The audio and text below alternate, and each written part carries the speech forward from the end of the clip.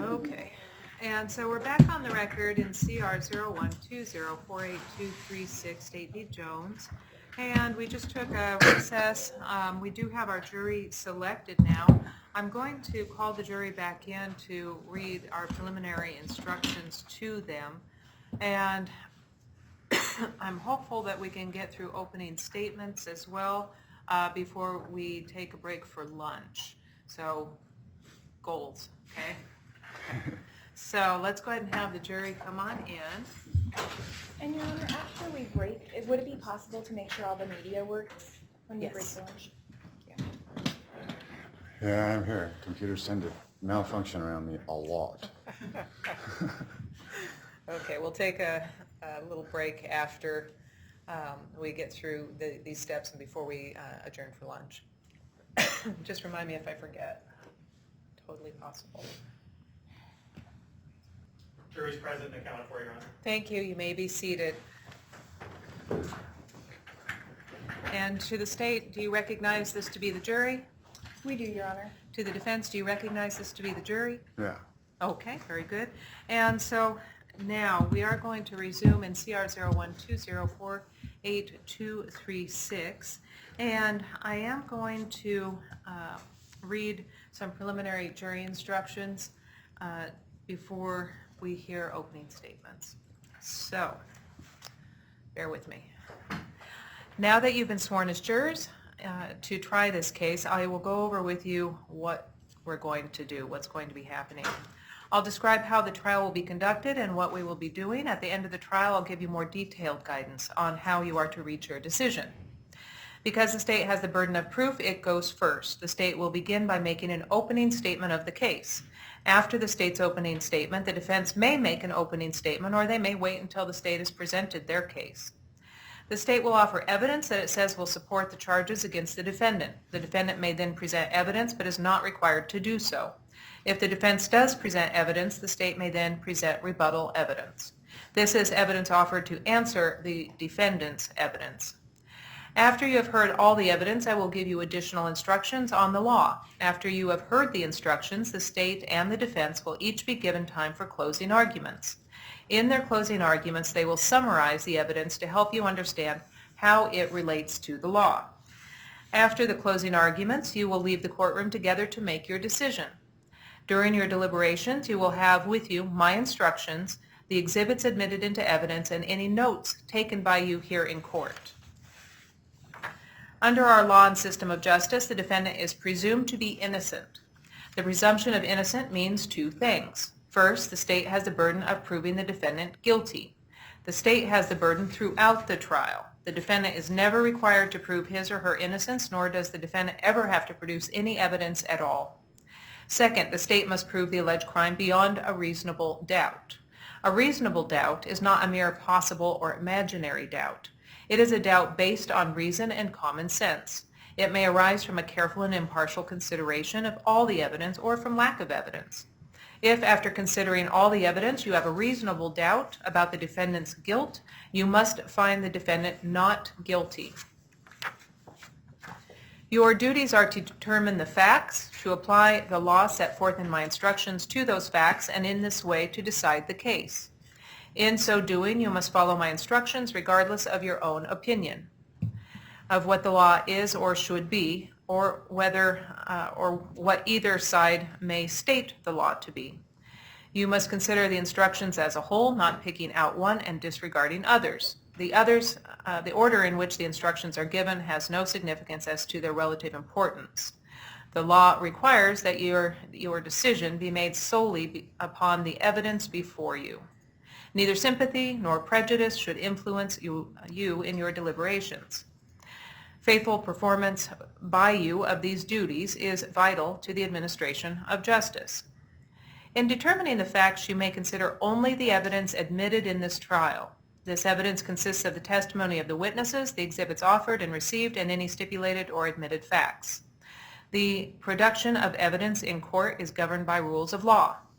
At times during the trial, an objection may be made to a question asked a witness, or to a witness's answer, or to an exhibit. This simply means that I am being asked to decide a particular rule of law. Arguments on the admissibility of evidence are designed to aid the court and are not to be considered by you nor affect your deliberations. If I sustain an objection to a question or to an exhibit, the witness may not answer the question or the exhibit may not be considered. Do not attempt to guess what the answer might have been or what the exhibit might have shown. Similarly, if I tell you not to consider a particular statement or exhibit, you should put it out of your mind and not refer to it or rely on it in your later deliberations. During the trial, I may have to talk with the parties about the rules of law which should apply in this case. Sometimes we will talk here at the bench, as you have seen. At other times, I will excuse you from the courtroom so that you can be comfortable while we work out any problems. You are not to speculate about those discussions. They are necessary from time to time and help the trial run more smoothly. Some of you have probably heard the term circumstantial evidence, direct evidence, and hearsay evidence. Do not be concerned with these terms. You are to consider all the evidence admitted in this trial. However, the law does not require you to believe all the evidence. As the sole judge of the facts, you must determine what evidence you believe and what weight you attach to it. There is no magical formula by which one may evaluate testimony. You bring with you to this courtroom all of the experience and background of your lives. In your everyday affairs, you determine for yourselves whom you believe, what you believe, and how much weight you attach to what you are told. The same considerations that you use in your everyday dealings in making those decisions are the considerations which you should apply in your deliberations here today. In deciding what you believe, do not make your decision simply because more witnesses may have testified one way or the other. Your job is to think about the testimony of each witness you heard and decide how much you believe of what he or she had to say. A witness who has special knowledge in a particular matter may give his or her opinion on the matter. In determining the weight to be given such opinion, you should consider the qualifications and credibility of the witness and the reasons for giving his or her opinion. You are not bound by such opinion. Give it the weight, if any, to which you deem it entitled. If during the trial I may say or do anything which suggests to you that I am inclined to favor the claims or positions of any party, you will not permit yourself to be influenced by any such suggestion. I will not express nor intend to express, nor will I intend to intimate any opinion as to which witnesses are or are not worthy of belief, what facts are or are not established, or what inferences should be drawn from the evidence. If any expression of mine seems to indicate an opinion relating to any of these matters, I instruct you to disregard it. Do not concern yourself with the subject of penalty or punishment. That subject must not in any way affect your verdict. If you find the defendant guilty, it is my duty to determine the appropriate penalty or punishment. If you wish, you may take notes to help you remember what witnesses have said. If you do take notes, please keep them to yourself until after you and your fellow jurors go to the jury room to decide the case. You should not let note-taking distract you so that you do not hear answers by witnesses. When you leave at night, leave those notes in the jury room, please. If you do not take notes, you should rely on your memory of what was said and not be overly influenced by the notes of other jurors. In addition, you cannot assign to one person the duty of taking notes for all of you. It is important that as jurors and officers of this court, you obey the following instructions at any time you leave the jury box, whether it be for recesses of the court during the day or when you leave the jury room or the courtroom to go home at night. Do not discuss this case during the trial with anyone, including any of the attorneys, parties, witnesses, your friends, or members of your family. No discussion also means no emailing, text messaging, tweeting, blogging, posting to electronic bulletin boards, or any other form of communication, electronic or otherwise. Do not discuss this case with other jurors until you begin your deliberations at the end of the trial. Do not attempt to decide the case until you begin your deliberations. I will give you some form of this instruction every time we take a break. I do not do that to insult you or because I don't think you're paying attention, but because experience has shown this is one of the hardest instructions for jurors to follow. I don't know of any other situation in our culture where we ask strangers to sit together watching and listening to something, then go in a little room together and don't talk about the one thing you all have in common. And so there are at least two reasons for the rule. The first is to help you keep an open mind. When you talk about things, you start to make decisions about them, and it is extremely important that you not make any decisions about this case until you have heard all the evidence and all the rules for making your decisions, and you won't have that until the very end of the trial. The second reason for the rule is that we want all of you working together on this decision when you deliberate. If you have conversations in groups of 2 or 3 during the trial, you won't remember to repeat all of your thoughts and observations for the rest of your fellow jurors when you deliberate at the end of the trial. Ignore any attempted improper communication. If any person tries to talk to you about this case, tell that person you cannot discuss the case because you are a juror. If that person persists, simply walk away and do report it to our marshal. Do not make any independent personal investigations into any facts or locations connected with this case. Do not look up any information from any source, including the internet.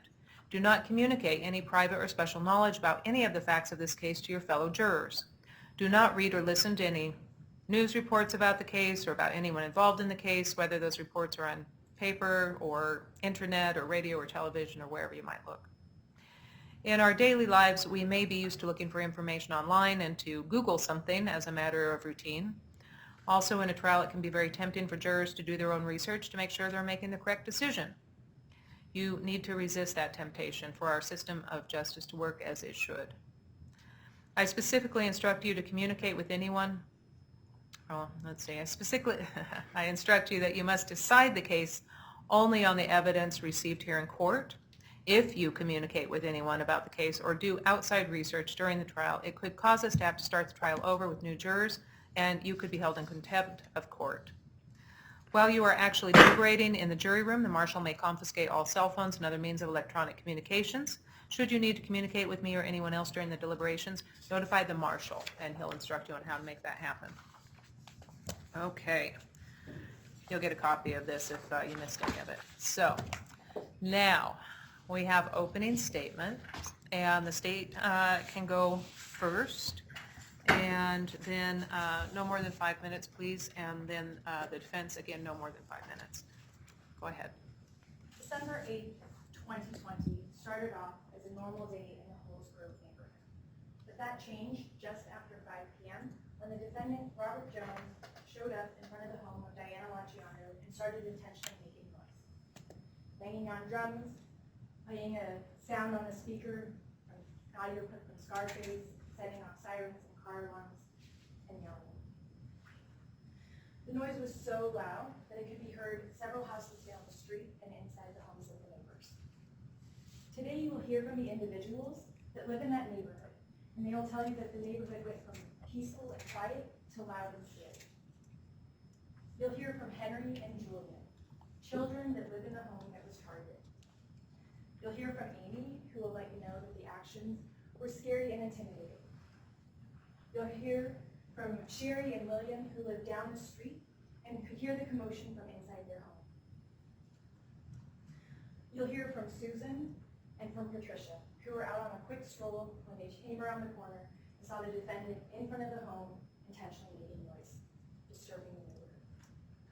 You'll hear from Corporal Lister and Officer Bjornson, and they're going to tell you about the investigation that they conducted. Amy, Sherry, William, Susan, Patricia, Henry, and William. Members of the jury, at the end of today's trial, the state is going to ask that you return a verdict of guilty for disturbing the peace. Thank you. Thank you. And now, Mr. Jones, did you wish to make an opening statement, or would you like to reserve your opening statement? I think we'll go ahead and wait. Okay. I was kind of debating it, but for time, we'll just go ahead and wait until I start my case or whatever they call that. Yep. Okay. Okay. And so he'll reserve his opening statement. And now, let me ask, is the lunch here? Didn't see it there. If you would, I don't want it to get cold. We do have lunch for you. It's usually delivered right around noon, and I think some of it is warm, and so I don't, it's not here? Okay. So I don't want to give you a cold lunch. So it's not here yet, and so we're going to start with our first witness then. And so does the state have a witness they would like to call? And the state will call Diana Lachiondo. Okay.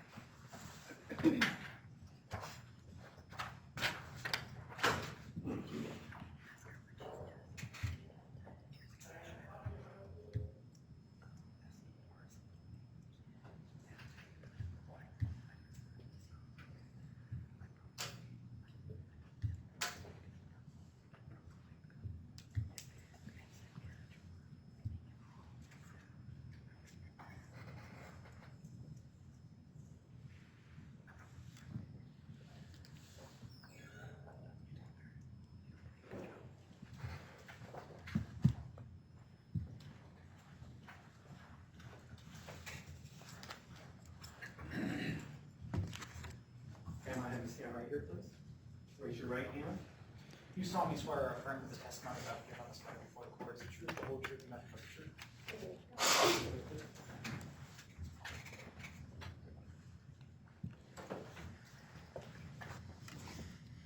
You may inquire. Sorry, there's no water in the witness room. Please state your name and spell your last for the record. Sure. Diana Lachiondo, Diana, Lachiondo.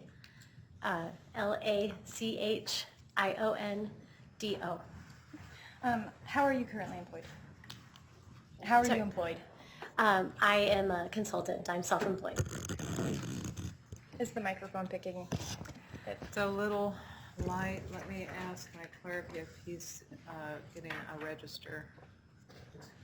Okay, we're good. All right. Let me direct your attention back to December 8th, 2020. How were you employed at that time? Yes, I was Ada County Commissioner. And what was your role in that setting? So the county is in charge of everything from the landfill to the fair to the paramedics to the public defender's office. So I was in a budget and policy oversight role. Can you briefly describe the local political climate at that time?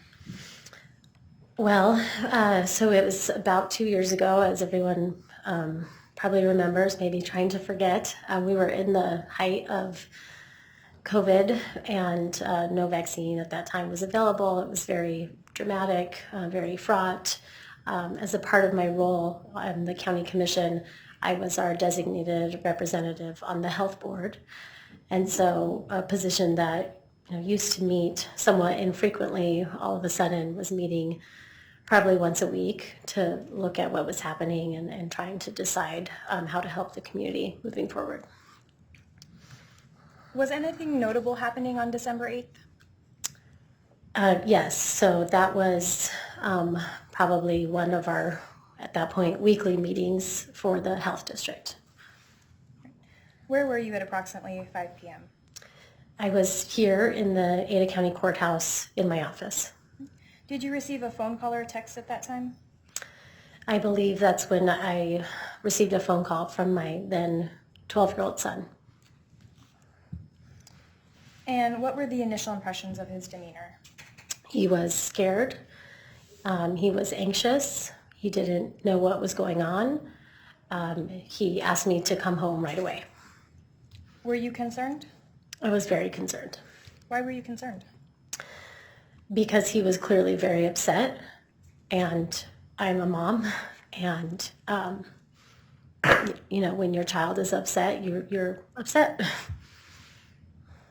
Did he indicate why he was upset? He indicated he was hearing loud noises, banging, yelling outside our house, and that he was scared. Did you feel helpless? I did. After you received that call, how did you proceed? So I was in that moment, literally in the middle of a meeting for the health board. I had to excuse myself from that meeting and drive. I think I called 911 at some point and then drove home as fast as I could. Nothing further at this time, Your Honor. Okay. You may cross-examine the witness Wanna go up within, there? yes, go ahead and come up there and within the scope of what the examination was. Okay. So do you know me personally? No. You said that you're a county commissioner at the time of this incident? Yes. Are you currently? No. Did you resign or were you voted out? I lost an election, yes. Okay, so you were voted out. You mentioned the events on December 8th, correct? Yes. Okay, that was in 2020, right? Like 2.5 years ago almost? Year and a half ago, yes. Something like that, okay. Was there any other events similar to this previous to this day? We had protesters at our home. Your Honor, I object. Objection, Your Honor. Maybe reproach. Yes.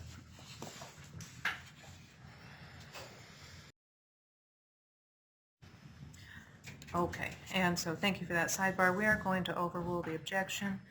And then I'll allow you to continue your cross-examination, sir. Okay. With- You talked about the meeting you were having that night. That was a CDH meeting? Yes, Where would those meetings commonly be held? they were at the Central District Health office. However, the director asked us to call in because of the state the virus was at that point. Okay, so were you having meetings at other places than the normal designated area? I was meeting from my office, yes. Okay, did any of those times include from your home? Probably at a prior occasion I had been at my home. Okay. Do you remember the subject of that meeting that night? I honestly don't. So you don't remember the ordinance that you were attempting to pass at that time? Objection relevance? And what is the relevance of the line of inquiry?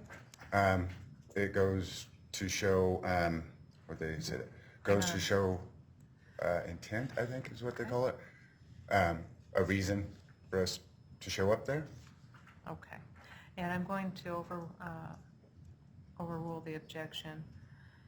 Well, hang on a second. Okay, I'll sustain the objection, and as to that line of questioning, you'll need to abandon that, and Okay. if you'll proceed and talk about the day in question. I think how to do that. Okay.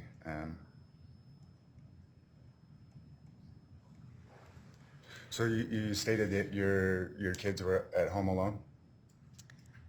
My kids were home with my mom. So your mom was present at the time? I found out later that she had taken the dog on a short walk. So to answer the question, was your mom there at the time or no? Which time are you referring to? The time of the event? When I received a phone call? Yes. Yes. Your mom was there? She was not there, no. Oh, okay. You said that you called 911? Yes. Did you ask for police presence? Did you state any threats that were made at that time? I just said my kid called me scared. Okay, so that was it. Do you know of any other 911 calls that were made that night? Objection speculation?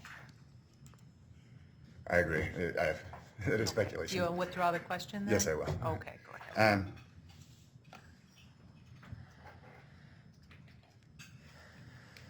So I think we're good. Okay, and now, go ahead and then have a seat, and we'll see if there's any redirect. If there is, you No, Your also Honor. will approach. No redirect. No redirect, okay. May this witness be excused, Yes, Your Honor. and may the witness be excused. I would like to reserve for when I put on my case, the defense part. And did you issue a subpoena? No, she's on my witness list and she's here. Okay. And so, Ms. Lachiondo, if you would go ahead and wait in the hallway, and then we'll address that after we have a little break, okay?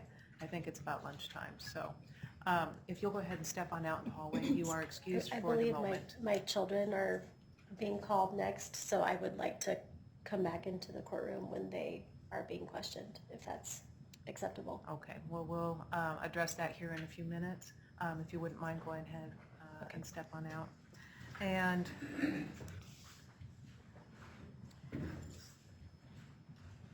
okay, so we'll go ahead, and I think this is time for a break for lunch.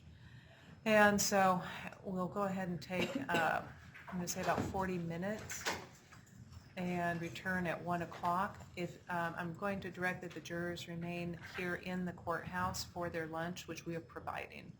And then we'll see you back at 1 o'clock. All rise, please.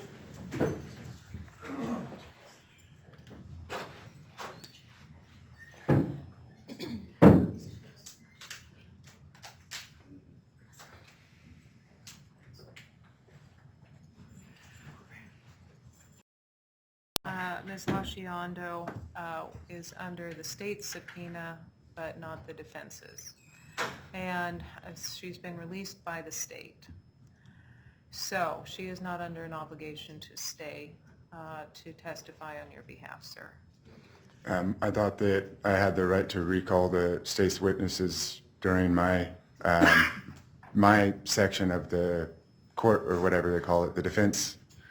What's the actual name, so I don't sound so stupid saying it? On your direct. On my direct. Okay. I believe even if I hadn't subpoenaed them, that I could retain them, and I have done so in the past with specifically officers to bring them back during my case, Okay. so that State it wish to be flows. heard. Your Honor, the state does have a little hesitation. Ms. Lachiondo is a civilian witness. As the court mentioned, the state was the one that was able to issue the subpoena for them. Defense does have that power. At this point, the state has, at graciousness of Your Honor, released that witness. So at this point, as the court has stated, Ms. Lachiondo is not under an obligation of the court. If Mr. Jones wanted to issue that subpoena, certainly he has that ability. This case has been proceeding for over 2 years, and he has not done that. So I think at this point he has waived that right, and we would ask that she be released at this time. I know that she stated she would like to see at least 2 other witnesses that she's related to. The state does not intend on calling her in rebuttal, and so would defer to the court on that.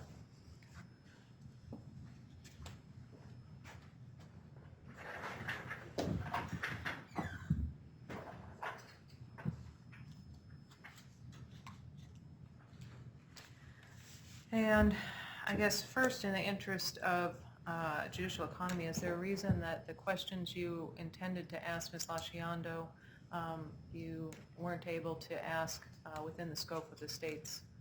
From my understanding of it, I'm not allowed to ask questions unless it's like redirect, right? I have to stay within their parameters that they question.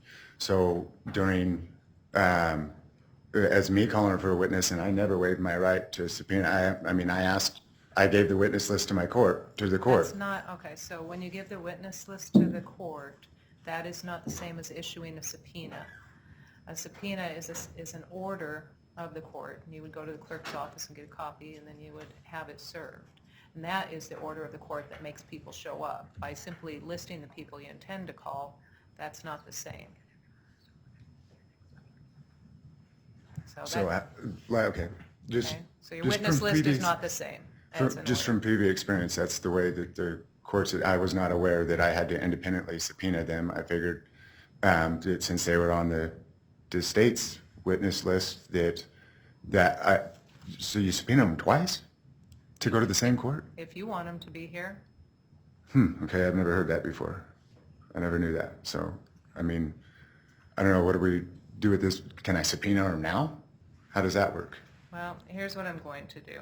I'm not going to release Ms. Lachiondo at this point. She intends to be here anyway. And so I'm going to give that some more thought while we have our lunch. Okay. And then when we come back, then I will let you know what the court's decision is. But at this time, I have not yet made that decision. Okay. And so we'll go ahead and revisit that. Now, is there anything else that we need to do? You don't have a subpoena, we know that. So does that mean, just for clarification, like I have witnesses here that I didn't subpoena, but they came of their own free will, I can still, Okay. Then they're here. then that's still good, right? And that's, if they want to be here, then they can be here. Okay, just wanted to make But they sure. can't be in the courtroom, right? Yeah. Okay. Yes, just briefly on that, any witnesses that are anticipated to be called, that they are removed from their courtroom. But the state would also ask that the court admonish the galley and not to make commentary that can be heard. Oh, in the okay. background. I can't hear back here, but I will let you know, folks, if you can't keep your voices down, then the marshal will warn you once, and then if not successful, then he'll have you removed. So do try and make sure that if you're having conversations, that it's not audible, no matter who's up here or what they're talking about. Just make sure it's not audible, because we don't want our jury hearing that stuff, okay? Okay. Let's go ahead and let's go ahead and take this recess till 1 o'clock. I'll let you know what we're going to do with Ms. Lachiondo. All rise. going to resume CR 0120482236. And we last took a recess for lunch and then for the court to return and answer the question of whether Ms. Lachiondo would be released. And that gave the court time to get the Rule 17 that I needed. And so I now have Idaho Criminal Rule 17 before me that describes what is necessary for attendance of witnesses. It does state that a subpoena must be issued by the clerk of the court or the judge and must command each person to whom it is directed to attend and give testimony at the time and place specified in it. And the clerk may issue a subpoena, signed and sealed, but otherwise in blank to a party requesting it, who must fill in the blanks before it is served. And in this case, the state issued a subpoena to Ms. Lachiondo, but the defense did not. The state has released her from their needs, and so she is not under any obligation pursuant to rule to remain and give testimony. And so Ms. Lachiondo may remain if she wishes, but as to whether or not she is called to testify, if there is no subpoena, then she is under no obligation to do so. That is the same for every witness. So Rule 17 is the applicable rule. Okay. So with that, I understand she did want to stick around for the two children. Your Honor, it's come to my attention and the state's attention that the children don't want their mother to be present, so she's not Okay. going to be present for their testimony. Okay. And so are we ready? Did Well, and they I have a- finish their lunch? Oh, was there I have a anything else? question with that beforehand. If minors aren't allowed in the court, but they're allowed to testify? If they were called in to testify, then they Okay. would have to leave. Okay, I just basically just like to bring up again my objection to keeping my kids out of the courtroom. Okay, I've ruled on that. I understand. Isn't that kind of isn't that fairly standard when something comes up? Then I just note it, and then you say, "Well, I'm doing my own thing anyways," and we move on, right? Absolutely. Okay. I just want to make sure that I'm not out of norm. Okay, so we're good then. Thank you. And so is our jury ready? Yes, Judge. Okay, if you want to go ahead and bring them back.